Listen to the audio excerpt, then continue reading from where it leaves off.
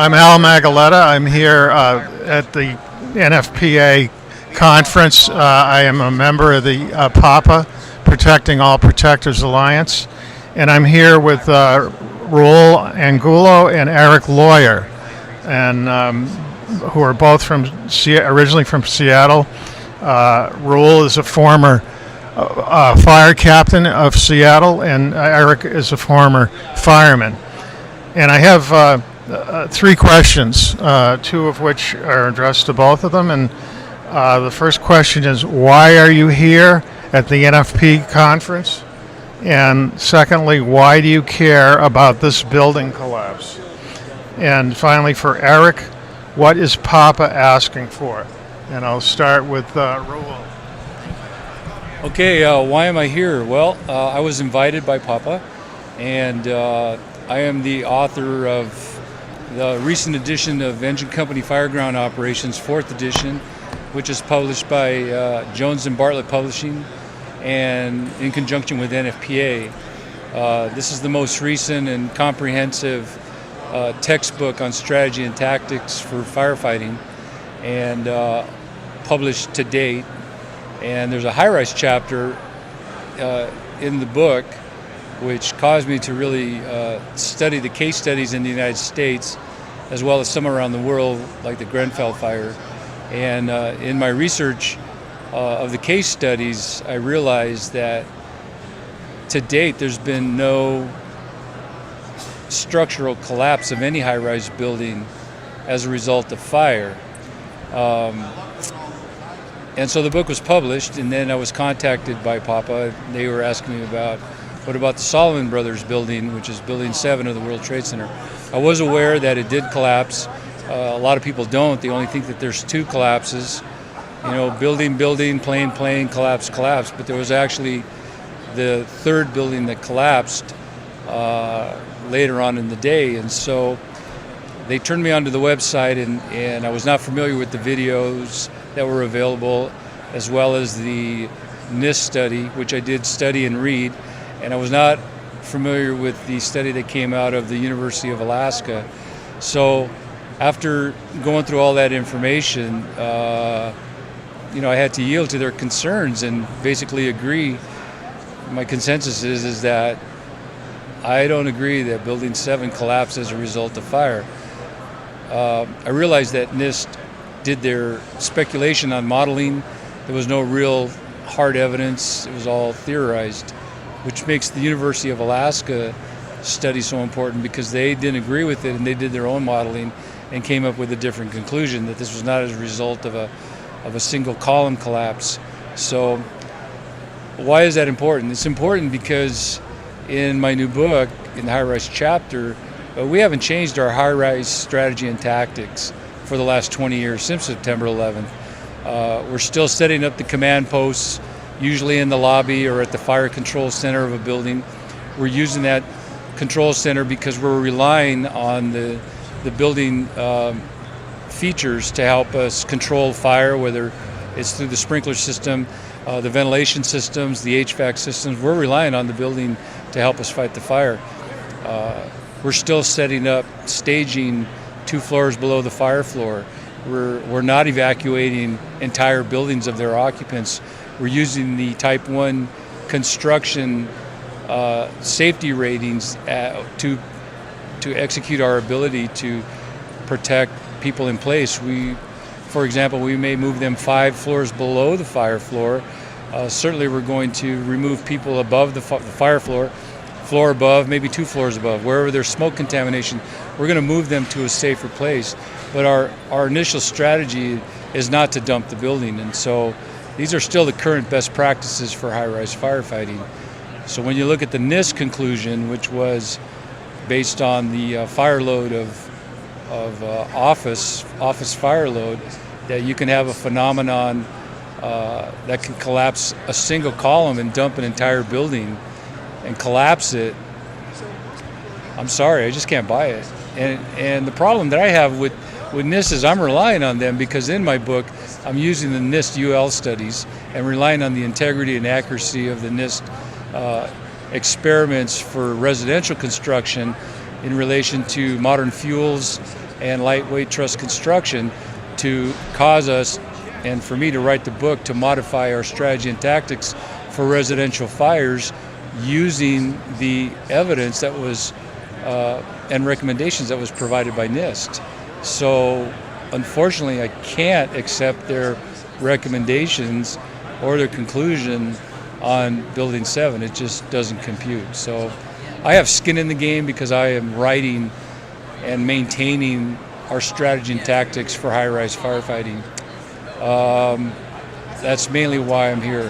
Why is this building important, this particular building? Again, because there's so few real high-rise case studies in the United States, and none of them have resulted in a collapse. And the ones around the world, like the one in Spain, in Beijing, the Grenfell Tower, those were spectacular fires. None of them resulted in a collapse. The only building that we have that collapsed as a result of fire was Building 7.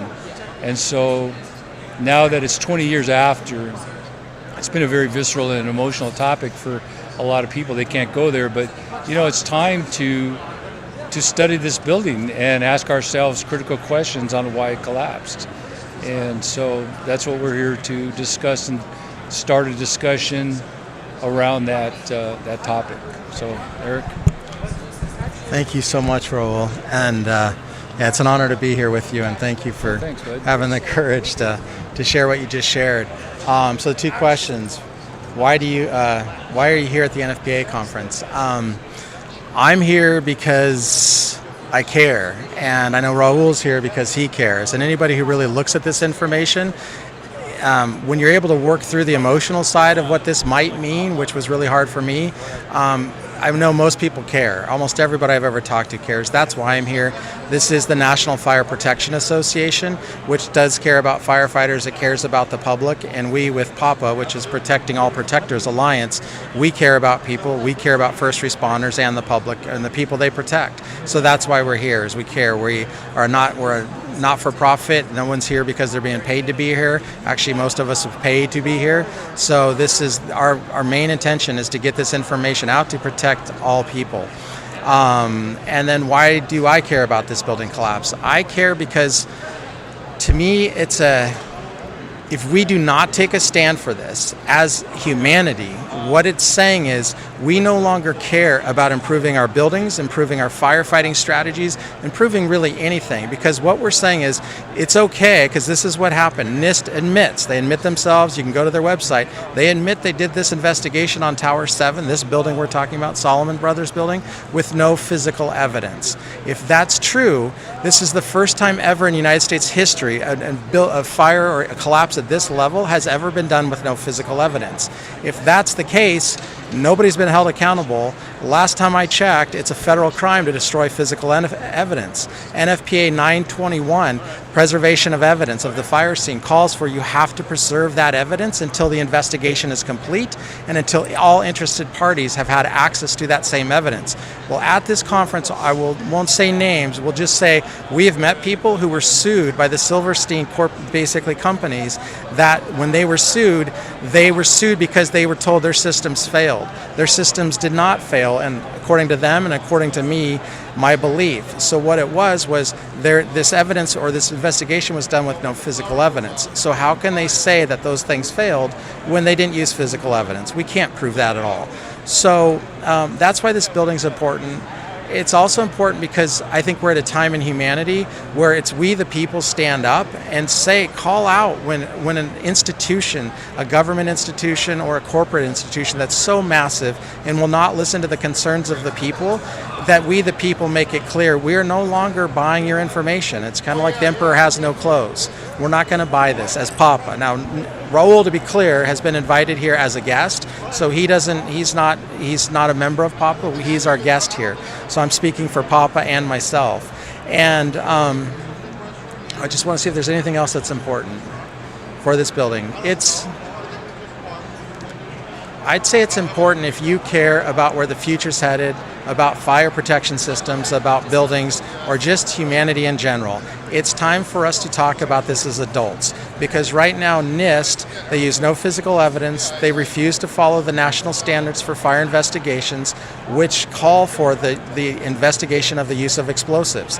NIST to this day refuses. They also refuse the existence of witnesses to explosions. If you go to our website at protectingall.org, you'll see witnesses. You can watch Calling Out Bravo 7. You can also see the interview we have on there with Barry Jennings. Barry Jennings was the deputy director of emergency services for the New York City Housing Authority. He was in Tower 7 along with the corporate counsel, Michael Hess.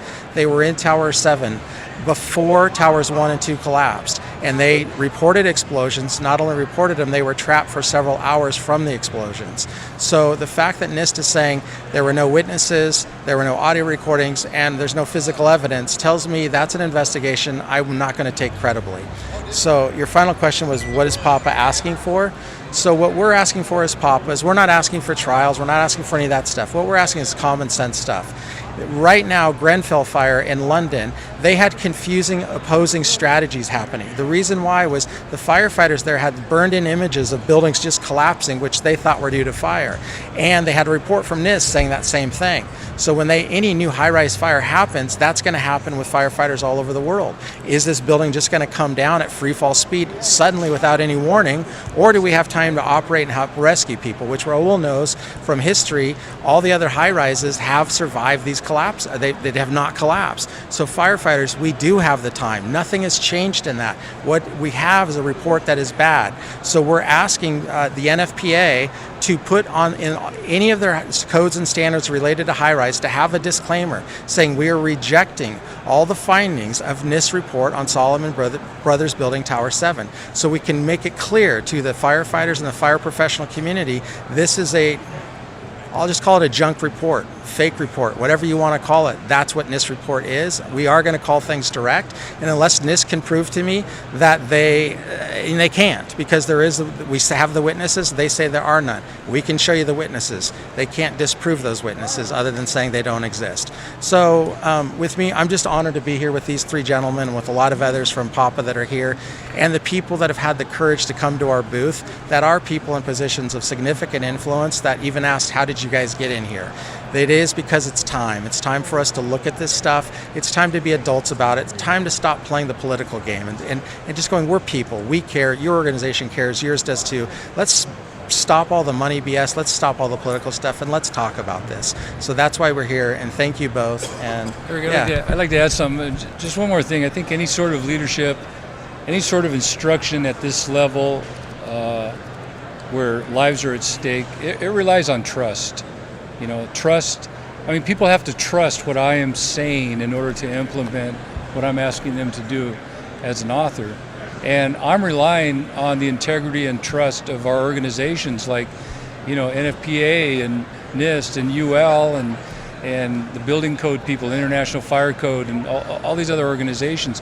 They're giving us information on how high-rise buildings are going to react in fire, how they're going to withstand fire. The information, the technical information, we're relying on that because they're not going to be the ones going into the building. We are, the firefighters. I don't have to be a structural engineer to understand it. I have to be able to trust that information from engineers because I'm the one going in, not them. My firefighters are going in, not them. So not being a scientist doesn't disqualify me because none of these scientists are going to go in there when this building is on fire to rescue people. So the trust of the information, that it's the veracity of the information needs to be spot on. It can't be tainted with biases. It has to be unbiased. And we have to rely on the physical science and not have political science interjected in the results because ultimately it's an issue of trust. What's that progressive collapse that they use? Yeah.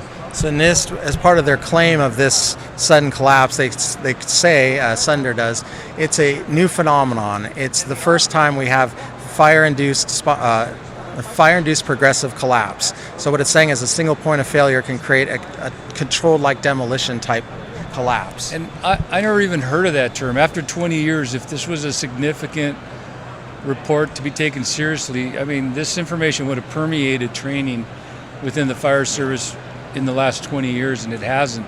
Unlike the UL NIST information on structural firefighting, residential structures, that has permeated the fire service training. It's at every conference, and my book is based on the recommendations.